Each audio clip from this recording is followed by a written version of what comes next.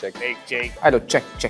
1, 2, 3. Are you guys okay? Really? No, we're just trying to. It's been a while that I've sat in a local. The train is moving now. Yeah, all coming back to me. I think I'm very lucky to be sitting here then. We're in the first class, ladies compartment. Hi everyone, thank you so much for joining me on the Quint. You know, before we started this interview, you guys were talking about these codes on sets, right? I would really love to know from the three of you, like what does like a Raj and DK set look like? It's very, very chilled out. Yeah. It's like working with your dearest friends, which is also true in my case. It's a collaborative process where you have a great material in hand. Yep. Everything is on paper, but also these two, they give you a lot of freedom to explore it further and take it further. It was a lot like what you witnessed before the Yeah. I mean, there's a lot of joking around, a lot of laughs and a lot of smiles, but at the same time, you're doing great work, which is, I think, the rarest thing to find. They're so planned to the T. You know, everything is scheduled.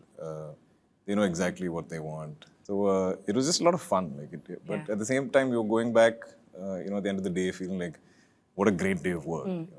Yeah, I think what's really interesting about both of them is just their idea of not wanting to box anything or like build walls around anything and really explore like the unexpected and almost like breaking stereotypes by that. And yeah, it's just a great atmosphere, a very, very conducive atmosphere for any actor to be a part of. It's a dream, really. Right. They're very gutsy.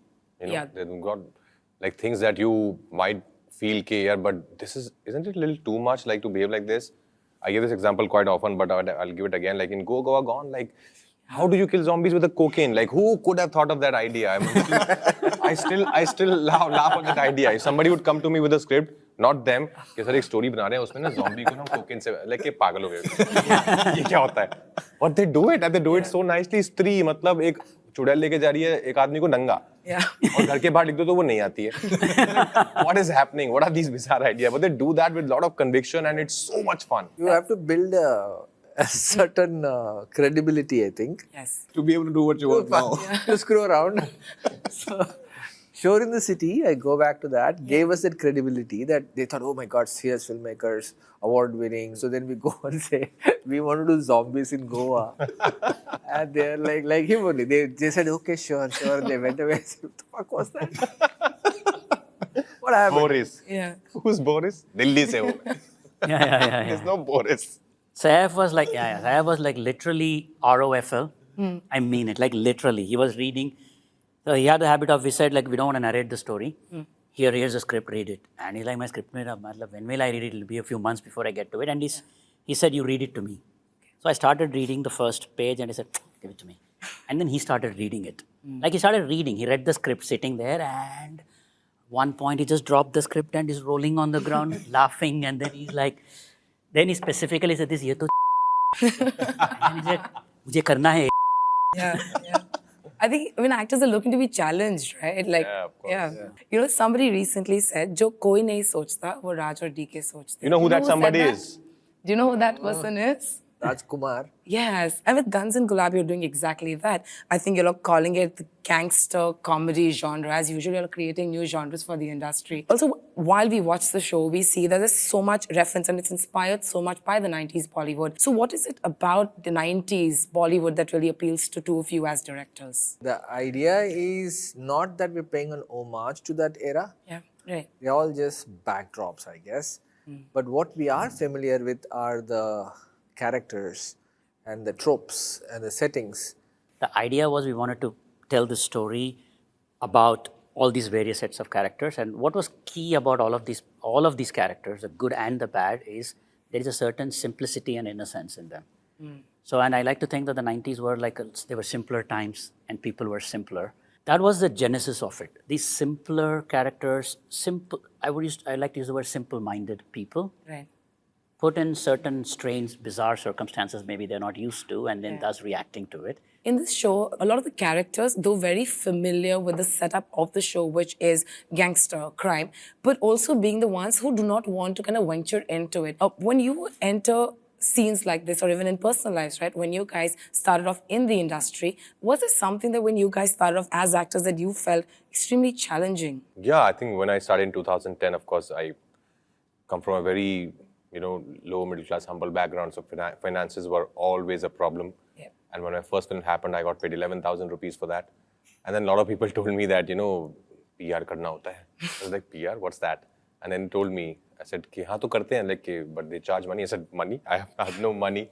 But all I wanted to do was to do good work and to collaborate with like-minded people. That's what I was aiming for. Even now, that's what I'm aiming for. I think any career you start out is a challenge. Yeah, absolutely. You don't know where you're going. You don't know if you'll make it, if you'll survive, if you'll last. And actors also, I think, have to find a place for themselves. They have to have an identity that the audience connects with. Yeah.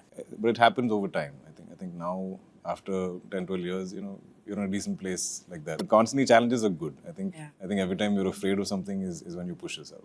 I think for me, the biggest challenge was just to start believing in myself as an actor. The other challenge was also to, like, I always wanted to learn and wanted to know more about acting and explore the skill, but like sort of lack of direction about how do I do that. Once I sort of went to drama school and drama school Mumbai and attended 1 year over there and did plays, directed, acted, did everything. I had a little more faith in my abilities. Another character in the show, of course, of Mr. Late, Satish Kaushik. You all, of course, worked very closely with him. As actors, as directors, if I had to ask you, was there like takeaways from the person he was or from the powerhouse of a talent that he was? He was very free in his thoughts. What I mean by that is he was regaling us with stories from both successes and failures with equal enthusiasm.